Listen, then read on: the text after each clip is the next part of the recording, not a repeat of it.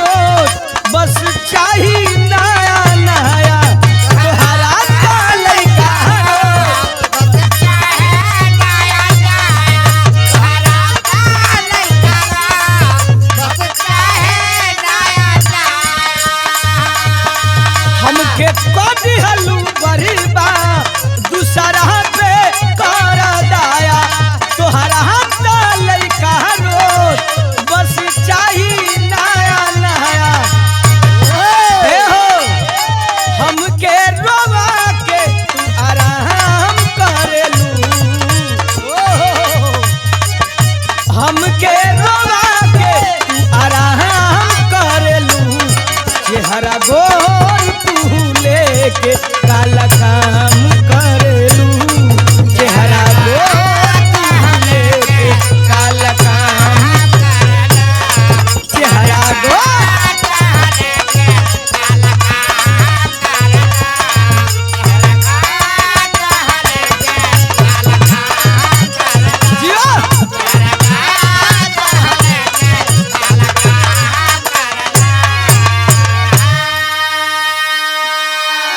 दोनों अपना दोस्त विश्वास और ज्ञान से कि सुनो सो हम कैसन आदमी है। हाय हाय कहा क्या कहा क्या भौतिक जमाना जगत को नचाता अरे मानो को दानो बनाती है दौलती विश्वास बोला सुनो मेरे भाई अरे तुझको कदर मिलती मेरे बदौलती गंगा नहीं पूज्य होती जगत में अरे गरी जो भरा पुल्ली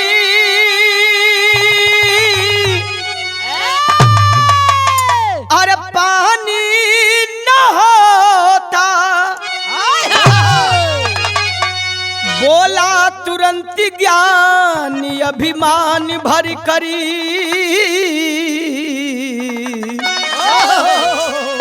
सब व्यर्थ होता जो ज्ञानी न होता।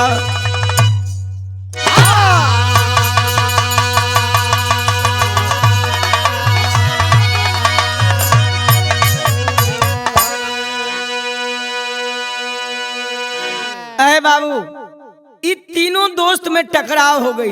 हाय हाय खाली हम बड़ा तो हम बड़ा हाय हाय हमरे चलते तो के इज्जत मिले ले तब विश्वास कहे हमरे चलते तो के मिले ले। वाह तीनों में यहाँ तक नौबत आ गई कि तीनों में कालर धरवल हो गई। बोला भैया हाँ भैया दौलत कलश के हमरे चलते मिलेला विश्वास कहे हमरे चलते इज्जत मिले ले।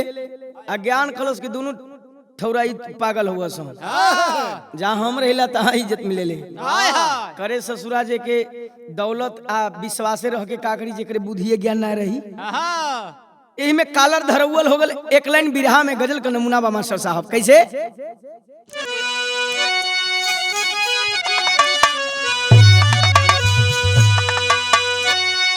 कोई आशिक अपने मासूका से कहता है क्या इतना प्यार देने के बाद भी तूने मेरी कदर नहीं की हाय हाय तो आज मा लेना दुनिया में जाकर के। ना कहा क्या कहा क्या ए गोरिया गोरिया रे ओहो ए गोरिया रे वाह वाह वाह क्या बात है कि तुम मेरे बात विमलेश भैया ए कि तुम मेरे बात मोहब्बत को तरस जाओगे तुम मेरे बात मोहब्बत को तरस जाओगे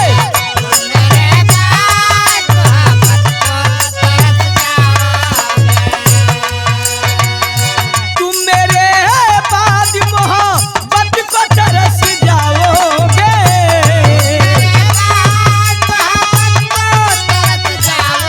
बहुत अच्छा भैया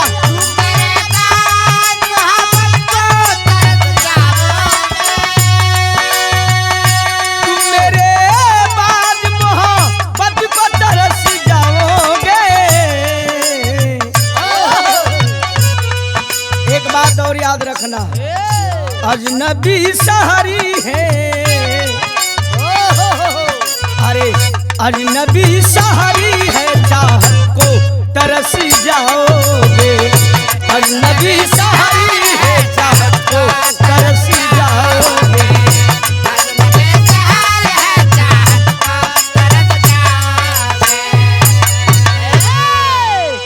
ऐसे बढ़िया हमारे बिरहवा का भाव लिखलन कवि जी का लिखलन भैया का निराहे ज्ञान विमलेश भैया नीरा माने का होला व्यर्थ बेकार हाय हाय जिसके अंदर खूब ज्ञान हो वाह अगर घमंड हो गया तो ज्ञान खत्म है बेकार है। वाह कवि जी भाव लिखलन का लिखलन का निराहे ज्ञान अभिमान जिसके अंदर है निराहे ज्ञान अभिमान जिसके अंदर है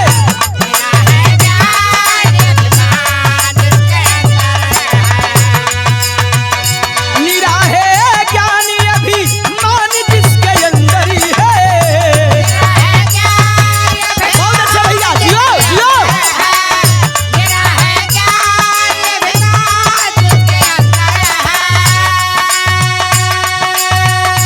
निराहे ज्ञान और अभिमान जिसके अंदर है। ए सरोज भाई बिना ईमान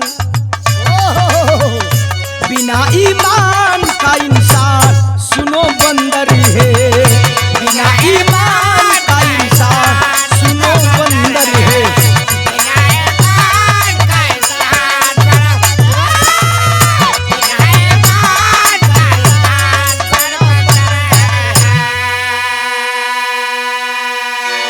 निराहे ज्ञान अभिमान जिसके अंदर है बिना ईमान का इंसान सुनो बंदर है। जिसके अंदर प्रेम न हो भाव न हो नम्रता न हो सद्भावना न हो वो इंसान इंसान नहीं बल्कि एक जानवर। हाय हाय ये तीनों में टकराव हो गई यहाँ तक कि कालर धरवल हो गई। बात आगे बढ़ल तो बिरहा में कहानी से भाव लगल मास्टर साहब कैसे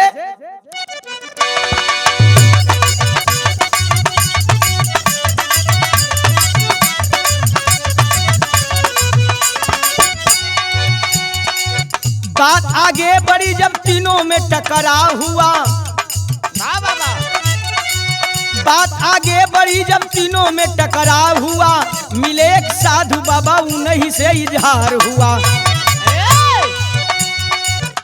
इ तीनों अपने में कालर धरौल कलेलन, तब तक समनवा से वो साधु बाबा आवत हुवन। तीनों के बाजत दे के कहना, अरे लड़के काहे झगड़ा के लिए बना रे? दौलत छाती उतान के कलश के बाबा हमार नाम दौलत है, एक नाम विश्वास है, एक नाम ज्ञान है। ये बतावा कि जहाँ हम रहिला, जहाँ दौलत रहले वहाँ ना इज्जत मिलेला।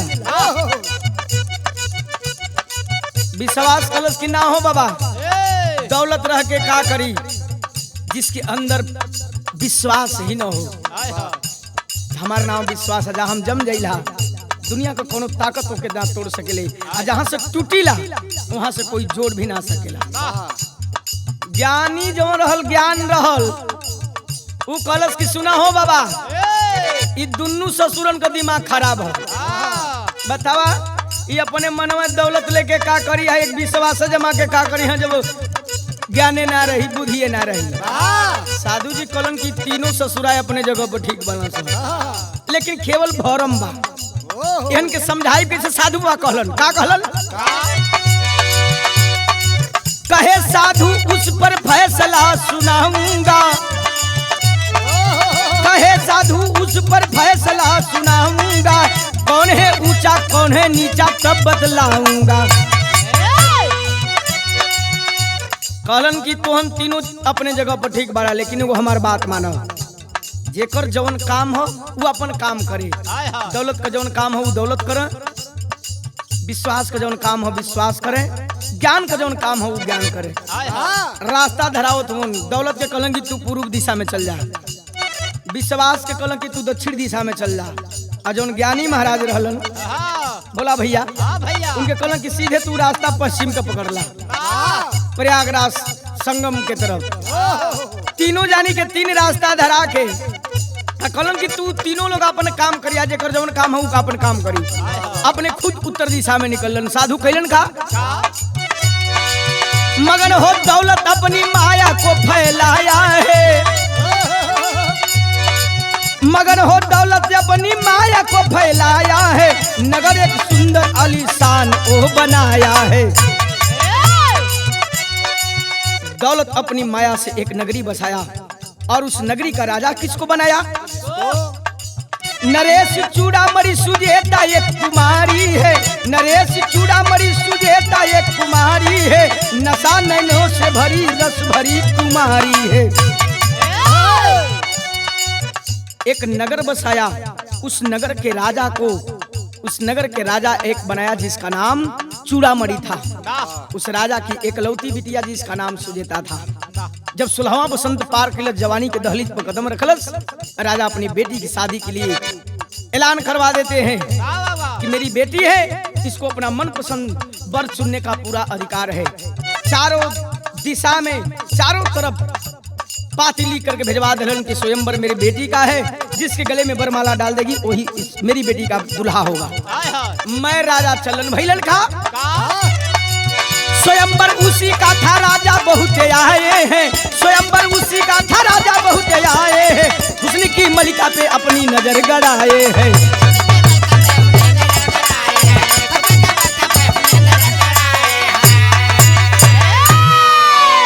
ए भैया राजा चूड़ामणि स्वयंवर रखवा दिलन, ऐलान करवा देते हैं कि मेरी बेटी जिसके गले में बरमाला डाल देगी वही मेरी बेटी का दुल्हा बनेगा। अच्छा तो भोला भैया दुल्हा कैसन कैसन चलन? कैसन कैसन भैया? 12 साल, 8 साल, 25 साल, 40 साल, 50 साल, 60 साल, सरवा 80 साल का दुल्हा बने चलबा। वही में जोखू बाबा निये भी रह। अब ये बतावा कि 80 साल के उम्र में बियाह करके का करी हो? यहाँ एक लाइन तरल लगत है मास्टर साहब, कैसे?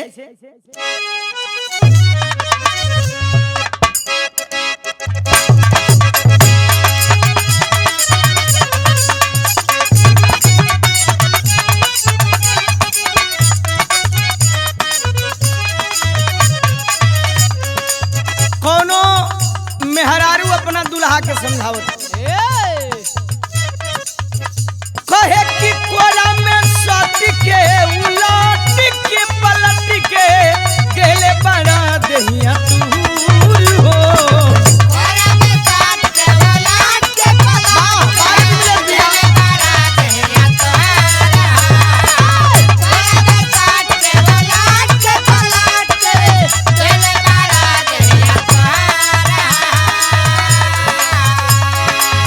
बिजली के तार में भतारी अधुरैला मने मने कैला मजबूर हो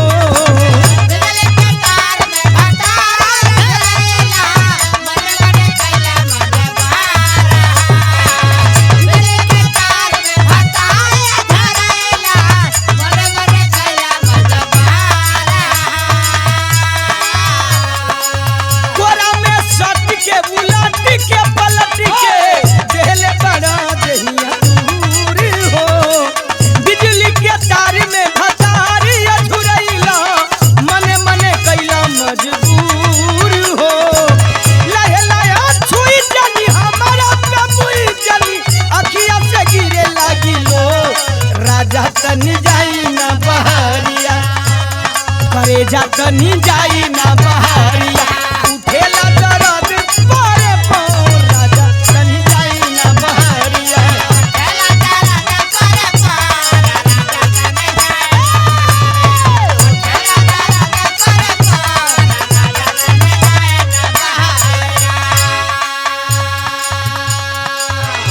आय हाय बाबूजी पूरे राज्य से राजा चलल वालन बियाह करे हाय हाय एगो राजा चलल कौने रूप में चलल और कितना उम्र का बात नहीं से ध्यान देव आप सब एगो नरेश के बसाती के उमरिया लेकिन भरल बा खजानवा हो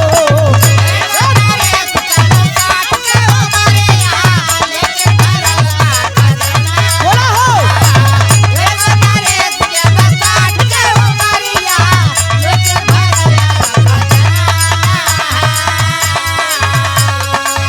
कन्या विशाल के बफुला से कोमल बनल सहाता सजनवा हो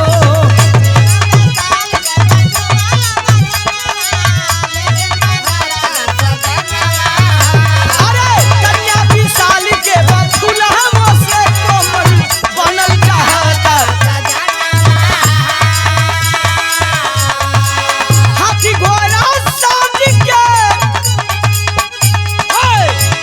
अरे हाथी घोड़ा साज के असल पे बिराज के भाईल बाटे चिट्टी चोर माला लेके घुमैली छोकहरिया अरे माला लेके घुमैली छोकहरिया रसावा भरल पोरे पोर माला लेके घुमैली छोकहरिया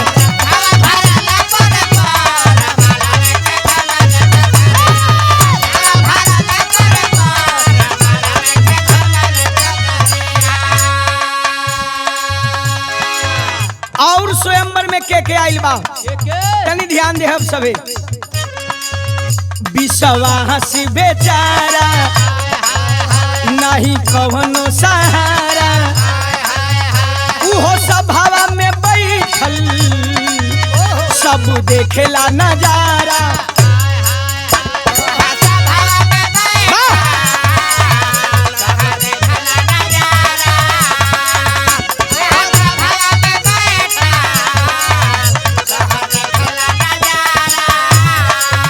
अरे 22 के उमरिया वसुधारी शरीरिया लेकिन वेशभूषा लागे कमजोर अरे माला लेके घुमैली छोकहरिया अरे माला लेके घुमैली छोकहरिया रसवा भरली पोरे पोर माला लेके घुमैली छोकहरिया यो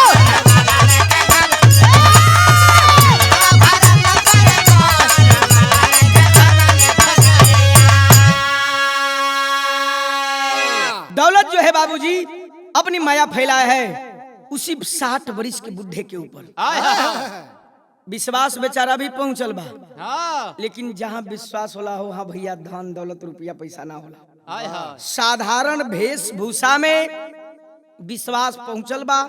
देखलस कि स्वयंवर में एक से बढ़ के एक राजा आयल हुआ, हाय हाय एकदम लय सोना गहना, हाथी घोड़ा नौकर चाकर से।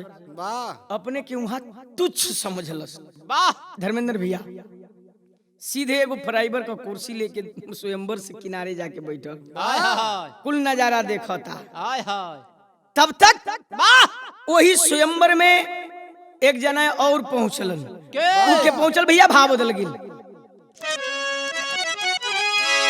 उसी समय एक मठाधीश वाह वाह वाह प्रयागराज स्थान ज्योतिष के थे प्रकांड विद्वान, भर के चला गुमान।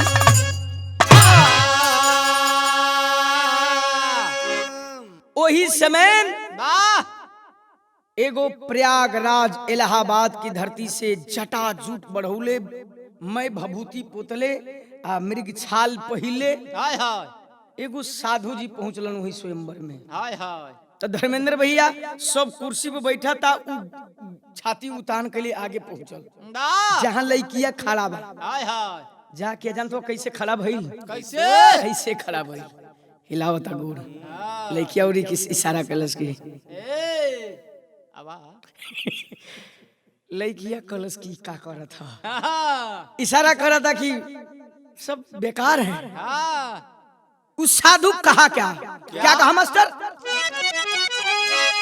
सुजेता बाला से बोला सुन लो देगे कर ध्यान, अरे मुझसे शादी करोगी तो बुझेगा सकल जहान।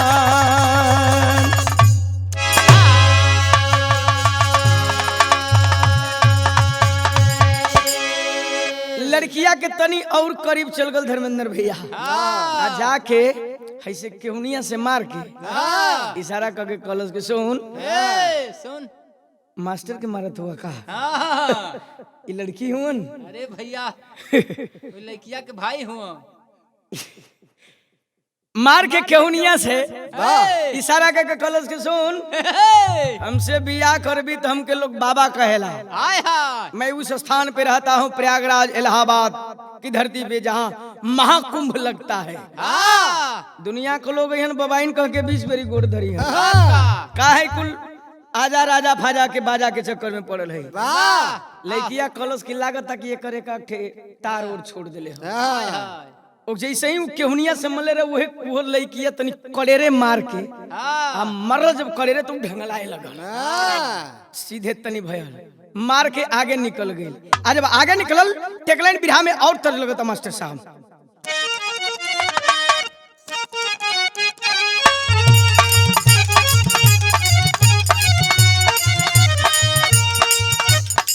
लड़का कहे कोनो लड़की से अपने मास्टर से का कहे, क्या कहे अरे फोनमा धरईनी भइल बापी चैनी, अरे फोनमा धरईनी भइल बापी चैनी, बोला हो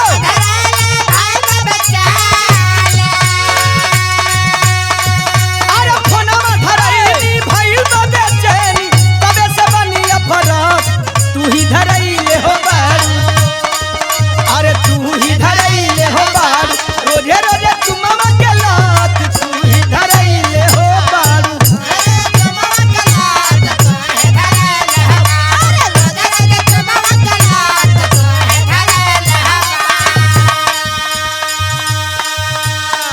लड़किया सदुइया के केहुनिया से टार के आ जब आगे बढ़ल बिमलेश भैया तो जान का भइल, का भइल अरे घूमेला हिरनिया सुघरी पादनिया,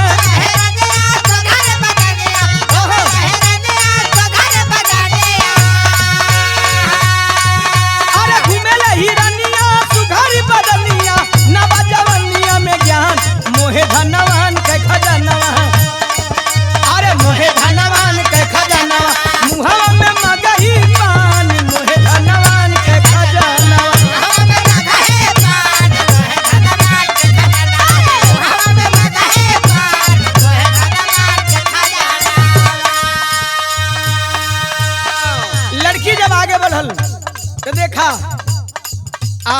का मतारी बाप कभी वह सोच हो गई बा। हाय हाय आज के भी परिवेश के मतारी बाप कौहे सोच हो गई बा।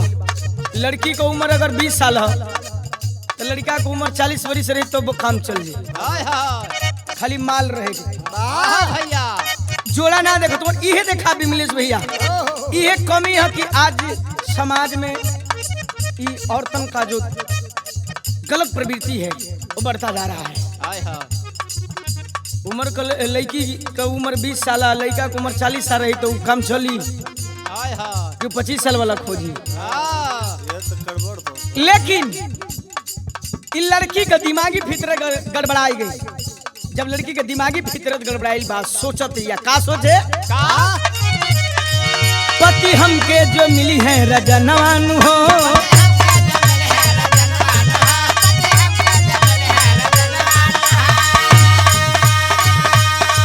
मिली बड़की रिया सघन खजनवान हो।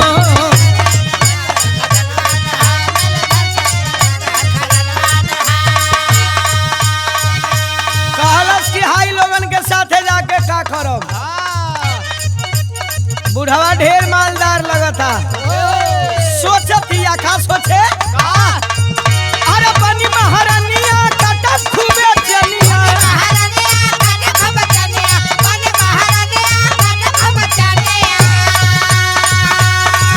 अरे बनी महारानिया काटा खूबे चलिया, नया नया खोज के सामान मोहे धनवान के खजनवा, अरे मोहे धनवान के खजना मुहावा में मगही पान मोहे धनवान के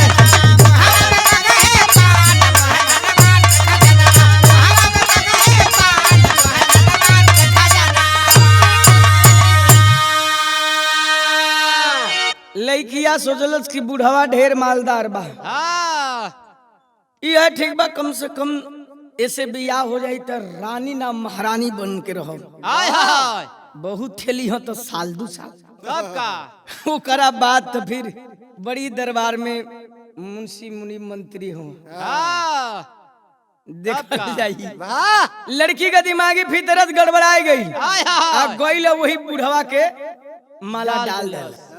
आ जब बुढ़वा के माला डलस विमलेश भैया त केतना तो उही के समझला कि उलट गइल सा खरेजबा धगी आ केतना के तब दांत काट लग गल, हाय हाय केतना का हार्ट फेल हो गल। उ बुढ़वा जौन रहल राजावा उ लगल कूदा ऐसे ऐसे करे। ए, जब पौलस 20 बरिस का छोकरी हाय हाय मुंह में को दांत नहीं, एक आग दूठी हर रहल झूलत रहल, मुंह में मगही पान खैले रहल, मैं कुल चुआए ललस देही पर, मैं लगल कूदा ऐसे ऐसे करे, कुल जेतना रह कुल ठौस गइल। हाय हाय कितना जब नौकर पियाद रह उठाए उठाए के लेके गइलन, कहलन से कि अरे दादा हो दादा, हाय ई ते बुढ़वा देखती कि बाजी मार दे। ए, तब हाय बिरहा में टेरी से भाव लगल मास्टर साहब, हुआ क्या? क्या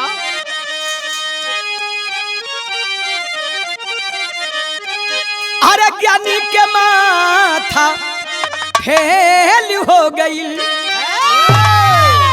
और मोर हाय हाय अरे ज्ञानी के माथा फेल हो गई, शरीर के चली पाल की बन बबनी महारानी।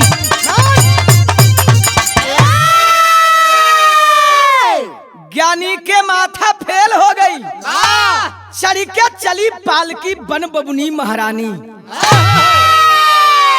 जब वो बुढ़वा के माला डलस उ लप्पा उसे उहोन उठ उठ के डाल दलस, बियाह हो गई। हाय हाय कितना थूस के हॉस्पिटल गइल ना, कितना उठ के हाल फोड़, कितना चट्टा गिरना पट्टे मर गइल, चल बसल है। आ कितना के तो उठा उठा नौकर पियादा स्थान धरावे लगल। उस समय होत का मास्टर साहब बियाह करा करके आओ, जो राजा था बाबूजी लेकर के चल दिया सुजेता को। लेकिन ई जौन प्रयागराज से ज्ञानी महाराज रहलन, प्रचंड विद्वान, उनकर तांडव तनिक का होता बिरहा में तर्ज लगल मास्टर साहब।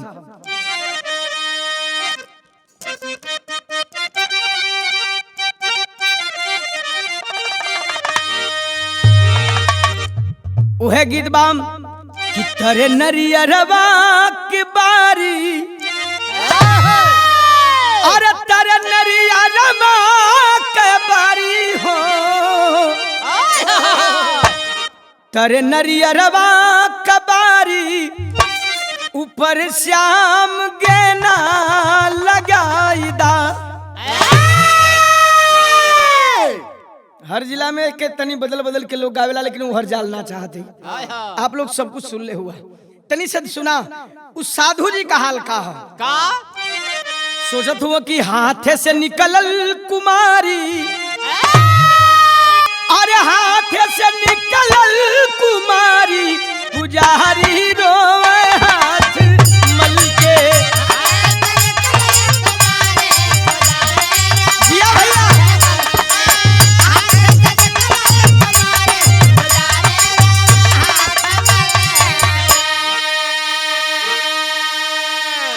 साधु जी सोचलन कि सरवा जिंदगी भर माला फेरत फेरत भभूति पोतत पोतत हाय हाय सोचलिए कि कम से कम यही बुढ़ाई में भी हरे हरदी लग जाए लेकिन ना लागल। हाय हाय मने मने विचार करत हूँ साधु जी का कैलन का अरे मिल गई रही त केतना मजा आई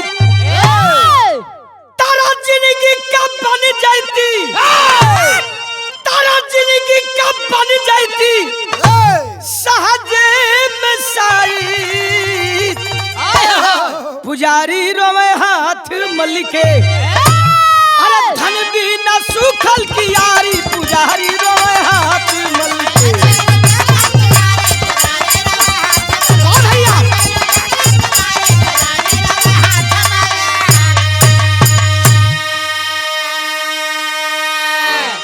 अरे बाबू वाह साधु जी सोचत हूँ कि आज हमारो पास पैसा रह हाय हाय ताई हमार हो रहा बिसवा सवा बगलिया में बैठल कुल करामात देखो था वाह धीरे धीरे उड़ के आल यहर साधु जी जवन बालन अपन भभूति मभूति कुल पोछ पाछ के जटा जूट खोल के लगल मुझे गणथैया नाच नाचैया गयल त कलस की कहो मर गया नहीं बना तरला उतान भल गईला हो करे पजरवा कला की सब बेकार है हम ही ज्ञानी हैं। साधु जी के बड़ा क्रोध है कहना निकल तो ही मार बड़का सुघर ले त का उखाड़ ले है कलस कि हम तो खुदे तुच्छ बानी हमार काया औकात बा। लेकिन बाबूजी डोली फना करके और राजा ले जब चला है विश्वास उसके पीछे पीछे दौड़ते दौड़ते कुछ दूर गया और जाने के बाद एक बात कहा उस लड़की से सुजेता से एक बात कहा क्या कहा भाव लगल उस वही मास्टर अरे कन्या से बोलल बा तुरते ना जवनवा तारा तोहरा ही नाम पे तारा तोहरा ही नाम पे भैया बिता दे दिनवा पुजारी रोवे हाथ मल के अरे मिलबू जब आई लाचारी पुजारी रोवे हाथ मल के भैया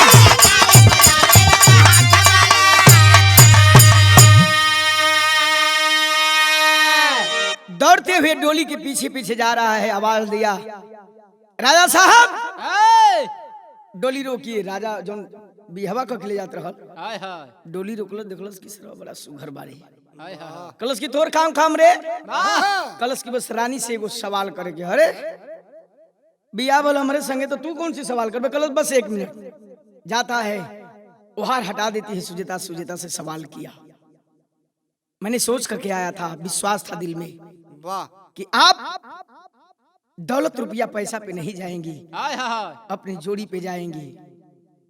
कहलस कि उ तो लागता कि जोन परसेंट विद्वानवा रहे का कई ठे ओकर तार छोड़ ले रहा एकर तो लागता कि 3-4 ठे तार छोड़ ले बा। कलश की ना हो एगो बात हमारी याद रखो जीवन में जैसे विश्वास लेके तोहरा पास आ रही है कि बियाह तो उसे करब वाह मने मने अपने दिल का रानी बना ले ली है लेकिन ना हमसे बियाह कैलू तो आजीवन कब बियाह ना करब ना करब हाय हाय चाहे भले मर जाई और जब तुमके लाचारी आई जब तुमके कोनो ऐसा आवश्यकता पड़ी तो हमारे पास आ जी है लड़किया कलश की करे हम खुदे रानी नहीं महारानी है, हाय हाय हमके कौन लाचारी आई कौन दिक्कत हुई कि हम तोहरा पास आई। तो हार गिरलो राजा लेके चल दिलन। त राजा कहे हो अच्छा है सकल समाज को हो सबके जिंदगी में एगो अनमोल रात होली। वाह वाह वाह भोला भैया जी के सुहाग रात कहल जाला। भैया अब चौथे पन में राजा का बियाह भल। मैं नगर का मेहरारू मरद जुटल हुन हाय हाय और बहु भोज चलत ह। हाय हाय यह राजा का सुहाग वाली कच्छ सजावल जाता। वाह इतर गुलाब से एकदम पूरी रच रच के सजा दिहल गई। नौकरानी रहली जितना और बगल के घर का मेहरारू रहली उ दुल्हीन सुजेता के सजावत है। हाय हाय जब सजल न हो वाह दादा हो का बताई कि वो कितना खूबसूरत लगत रहल। हाय हाय लागे कि स्वर्ग से अप्सरा आ गई धरती पर। वाह राजा साहब यार संगी साथी से मिलजुल के पंडित जी पहलवा लोग टाइम बताओ सुहाग रात में जाए खातिर कि 12:05 पर भीतर जाए के ह आ 2:06 पर बाहर आ जाए के ह। हाँ पहले आदमी चोरी से जाए अयो अब तो दिन ही घुस जाता हूँ। हाँ इतना तरह हो तब तुम हर चाय के चाहिए ए भैया हाँ राजा साहब पूरे समाज को समेट करके और अपने सुहाग वाली कच्छ में प्रवेश कैलन। ना तो बोला भैया बड़ी समस्या है बहरमा रहलन तो उनकर एक खूटी टावर और बतावत रहल। हाय हाय आज वही दरवाजा खोल के आज जब घर के अंदर पहुंचलन हाय हाय वही सामने सुजेता वही लागता कि स्वर्ग की कोई अप्सरा आ गई है। हाय हाय देखला राजा साहब तो उनकर जोने खूटी टवरवा पकड़ ले रहल हाँ वो टवरवा लो हो गल। वाह छोड़ देलस गईले रानी पांव छुअली बेड पर गईलन पांव दबावत है शरीर दबावत है धीरे धीरे नीचे से दबावत ऊपर गई ऊपर से दबावत नीचे आवत है। हाय हाय राजा के सूरत थी धीरे धीरे 1 बजल 2 बजल 3 बजे लगल।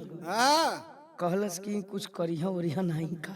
ना राजा पार्टी पकड़ ले हूं कल राजा साहब उठी उठी हमार सुहाग रात है। हाय हाय एक सुहाग रात कहल जाला वाह एमे बोलल जाला बतियावल जाला हाँ अरे भैया बड़ी खाजा फोड़ल जाला एमे कुछ करल जाला। हाय हाय राजा उठला हाथ जोड़ के का करे एको फेज में लाइन नहीं आवत ह। हाय हाय विमलेश भैया वाह ये हर चढ़ल जवानी ओहर लटकानी हो। हाथ जोड़ के राजा साहब कहलन कि रानी बड़ी भारी भूल हो गई हाय हाय हमारी एको अंग नहीं खे काम करना। हाय हाय रानी कहली आई हो मोरी माई ना हम तो सोचली हाँ कि बुढ़वा कुछ करी लेकिन काम खत्म बा। ना अब अफसोस करत या रानी सुजेता अफसोस करती है लाइन बिरहा में तरल लगत हमारे साहब कैसे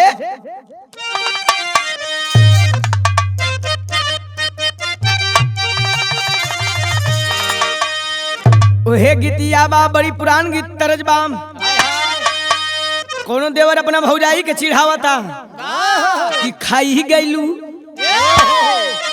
अरे खाई गईलू हो रनिया अरे खाई गईलू लंगड़ाया मदाम कहिया ले देव खाई गईलू बाद में लग गया बा।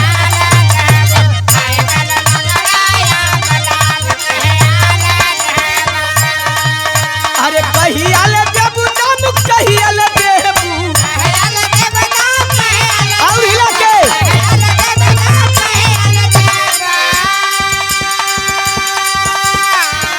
अरे कहिया ले देबू दाम कहिया ले देबू खाई गईलू अरे खाई गईलू अरे खाई गईलू लंगड़ाया मदाम कहिया ले दे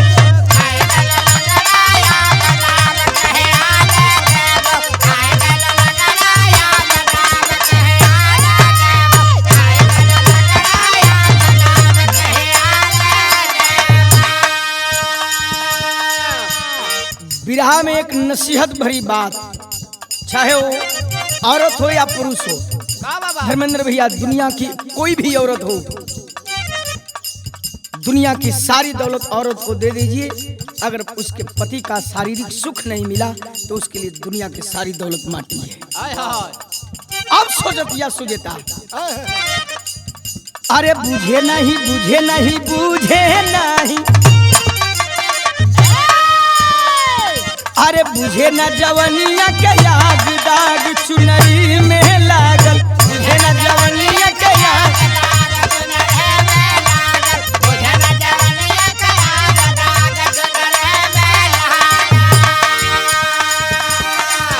अरे चुनरी में लागल दाग चुनरी में लागल,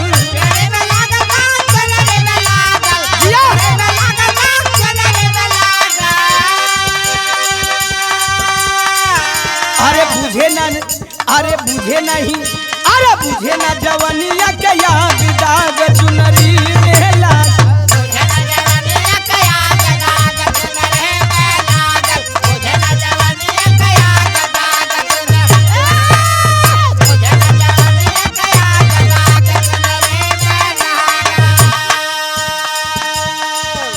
पश्चाताप करने लगी सुजेता की बड़ी भारी भूल कर देनी। जिंदगी जीने के लिए दौलत रुपया पैसा बहुत मायने नहीं रखता है, जीवन साथी अच्छा होना चाहिए। अब सोचतिया कि अब का करी, बाबूजी आजादी दिहलन, नैहर भी जाई तो नैहर को लोग ताना मारी कि मार कूदत रही है, पैसा वाला मालदार खोजत ले, अब जो ले यहाँ रह तो जिंदगी के परवरिश ना होई, होत कहा मास्टर साहब, अरे छोड़े न साथ सुना बुढ़वा एक दिनमा,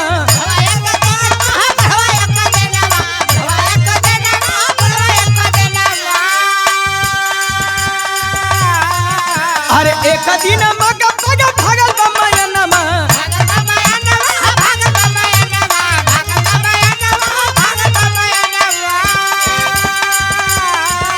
अरे गंगा जी में, अरे गंगा जी में, अरे गंगा जी में मारे के छलांग दाग चुनरी में लागल, जियो भैया,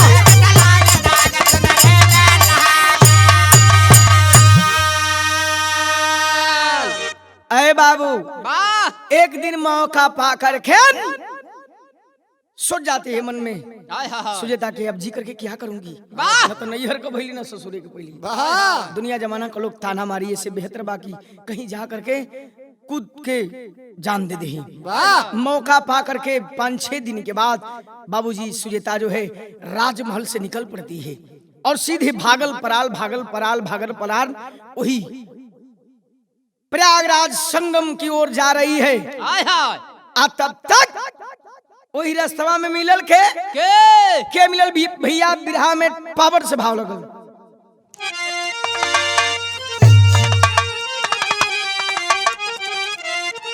अरे नदी तीरे तया बापू नदी तीरे ज्योतिष करता स्नान ध्यान तब पड़ गई ले, देख सुजेता को लिया पहचान ध्यान तब पड़ गई ले,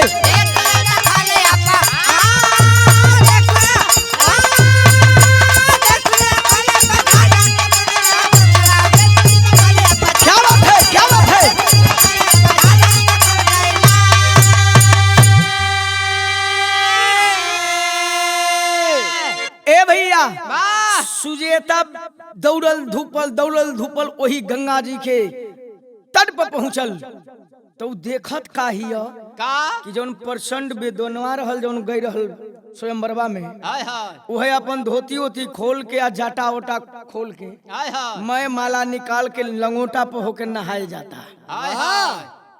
तब तक एकाएक नजर पड़ गल सुजेता के तरफ, जब सुजेता के देखलस तो अंगोछो नहीं लपेटता, वही निगोटवा पर हो जाके या कहता कि रू रू रू रू रू रू, तू तो उहे लागत हरी राजा चूड़ामणि का बिटिया। आज ये दशा कैसन बा, व्यंग्यात्मक शब्द से उस लड़की के ऊपर प्रहार कर रहा है। कहा क्या कहा, क्या अरे तहिया न शादी कैलू रहलू उतान हो, जतना जल्दी हो खे अपन अरे दे तू जानू हो, तारा कैलू नहीं महफिल में पहचान अमाहुर कैलू महफिल में सम्मान ज्ञान में पागल बा। ए बाबू वाह कहलस कि ओदनवा उतान रहलू हाँ कहली कि बिया कलहो बबाइन हो जइबू दुनिया को लोग पूजी तो कूदत रहलू माल चाहत रहल धन चाहत रहल जा जैसे हमार सम्मान महफिल में माटी कैले हूँ जितना जल्दी होके एम कूद के तू मर तड़प तड़प के मरबू तो हम देखब तो हमके सुकून मिली। हाय हाय विराह सुने वाला भैया बाबू लोग एगो आप लोगों से ये हमार विनती बा विराह के माध्यम से आपका लाख दुश्मन हो वाह जन्मों जन्म का दुश्मन हो वाह भैया अगर मुसीबत में है तो उसके मुसीबत में आप साथ दे दीजिए हाय हाय उसके मुसीबत में खड़ा हो जाइए जन्म जन्म का दुश्मनी भूल जाएगा। हाय हाय अना तो जमाना को लोग सुख में दौड़ेला वाह कोई दुख में दौड़े तब हम समझी हाय हाय लेकिन आज साधु की बात सुन करके सुरेता समझ जाती है कि मेरा जीना इस धरती पे ठीक नहीं है हाय हाय आगे चलल बा जब आगे बढ़ल तो होत का बिरहा में आल्हा लगल भैया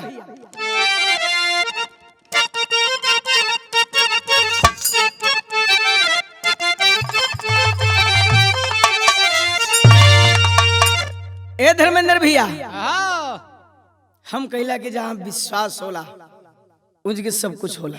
वाह भाव लिखलन कवि जी कितनी ऊंची बात अरे लेकिन विश्वास जकर तेरा बाप लेकिन विश्वास जकर आज करे पहला बाबू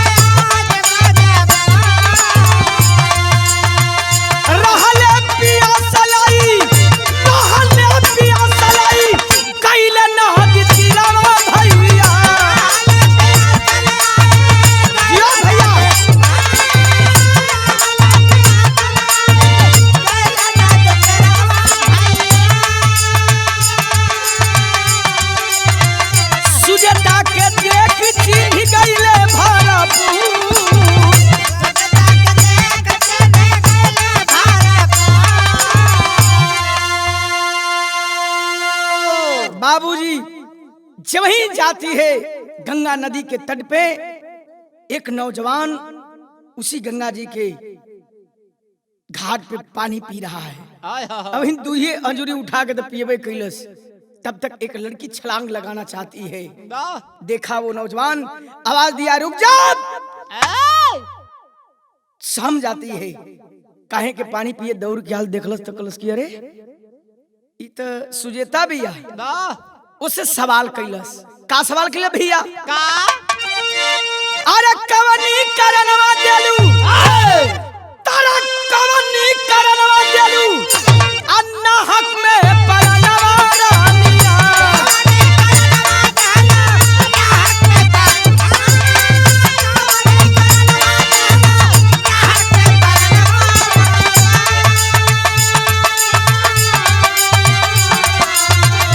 आज अरमान भइले काहे चकना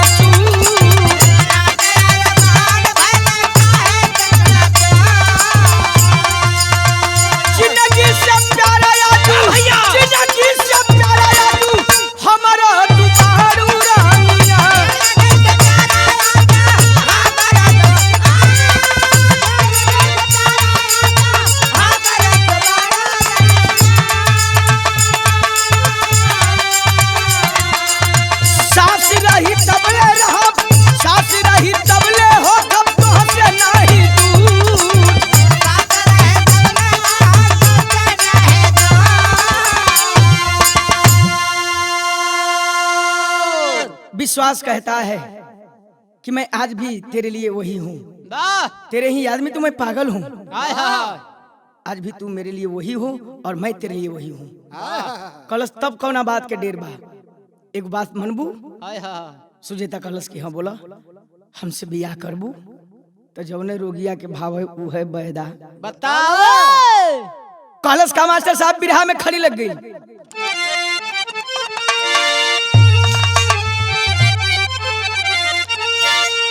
अरे तुहरे खातिर बन गईली तैयारनिया, तुहरे खातिर बन गईली अरे बैरागी रनिया, तोह के देखते जिज्ञासा गईली जागी रनिया।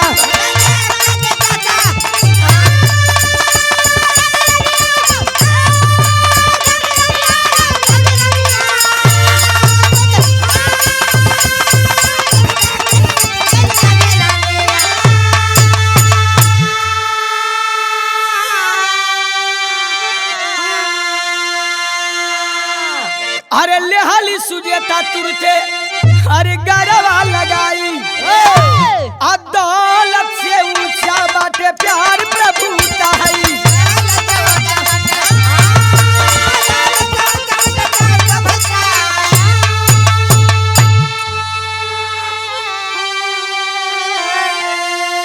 अरे गई बापू ता उहे मन कयगिया, तो तोह के देखते जिज्ञासा गई जागी रनिया। ऐ बाबू वाह तुरंत दौड़ के गले लगौल सुजेता। हाय हाय तब तक यह रजवा जवन बुढ़वा रहल उ महल में नाही पौलस रानी के तो खोजत खोजत बौड़ियात भागत परात आवत बा। हाय हाय त जहाँ उ लड़किया से उ ज्ञानी महाराज मिले रहलन साधु जी, हाय हाय उहे मिल गिलन। वो राजा से देखलन कहलन कि का हो ए कैसन छिछिया लावता रह। वाह कहला रानी के देखला, कहला कि ये तेरी रानी की ऐसी की तैसी, वाह और गइल कूद के मर हेरा गइल कि भाई तू रानी के खोजता रह। हां कहला ऐसन मत बोला भैया, बड़ी जिंदगी जिए का ललसा बा ओकरा साथ में। हाय हाय कलश की तब चला, जब ये लोग पहुंचलन तो होत कहा देखत काहुन का ई दौलत और ज्ञान के देख करके हंसल है बड़ी तेज विश्वास, हंसे विश्वास मंजिल मिलल बा महान हो, आ मुहल टकवल खजाना और ज्ञान हो।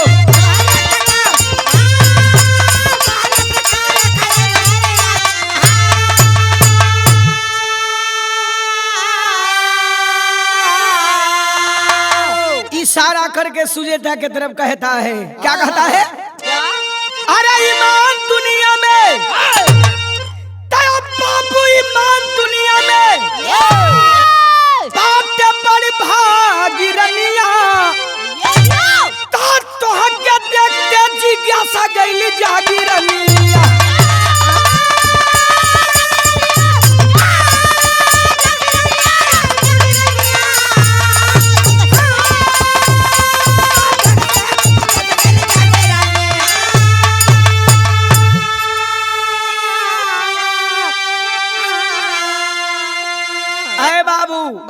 साधु जी एगो बहिया धके आ एगो तौन राजबा लड़किया के बहिया धके, दोनों के दू तरफ खींचता रहा। तब ले जौन शुरुआतवा में बतौले रहली कि साधु जी मिले रहलन, जौन की ओहन के कहलन कि तू पूर्व चल जा, तू दक्षिण चल जा, तू पश्चिम चल जा।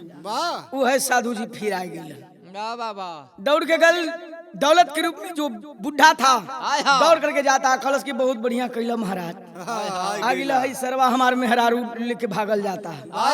हंसलम बड़ी तेज, हंसलम बड़ी तेज। और बाबूजी वो एगो बात बतौलन, का बतौलन? का दिहले विश्वामित्र पर वो कोई और नहीं बल्कि गुरु विश्वामित्र जी थे। जब असली रूप में आते हैं तो तीनों हाथ जोड़ लेलन चारों, कल प्रभु तू ही रला, कल की असली रूप में आई तो तू लोग हमारी बात मानता। लेकिन सुना, अब पर फैसला सुनावे का टाइम आ गल है, सुनाओ तो फैसला। का सुनौलन? दिहले विश्वामित्र अपन फैसला तब खास हो अरे माया भइल खत्म सबसे ऊंचा विश्वास हो।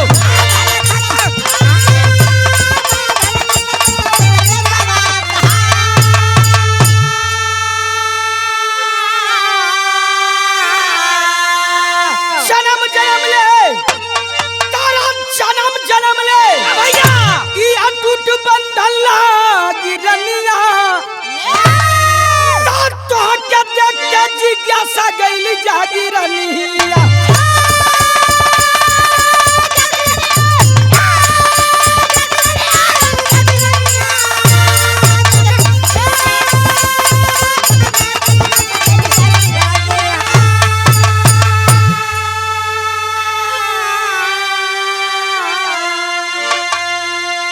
बिरहा सुनने वाले बाबूजी, गुरु विश्वामित्र जी कहते हैं कि दुनिया में विश्वास से बड़ी कोई दौलत नहीं है। हाय हाय इंसान के पास अगर धन संपत्ति नहीं रहेगा तो ईमान अच्छा है तो आधी रोटी खाकर भी समाज में जिंदगी जी सकता है। वाह वाह वाह। ज्ञान भी नहीं रहेगा, बुद्धि भी नहीं रहेगा तो जितना में है इंसान उतने में ही अपनी जिंदगी का परवरिश कर सकता है। हाय हाय। लेकिन जहाँ विश्वास है, जहाँ विश्वास नहीं है वहाँ कुछ नहीं है, और जहाँ विश्वास है वही परमात्मा है, वही रिश्ता है, वही नाता है, वही कार्य है, व्यापार है, सब कुछ बा। नहीं के विश्वास तो कुछ नहीं। हाय हाय। ऐसे हमारी बिरहा की कहानी समाप्त होती है। आखिर में घराने से परिचय लगल भैया कैसे। गुरु बिहारी पत्तु छयबर कायम जगत विश्वास, संतोष मन में बढ़ता है तो मोह की मिटती प्यास। ज्ञानी के अरे ज्ञानी के माथा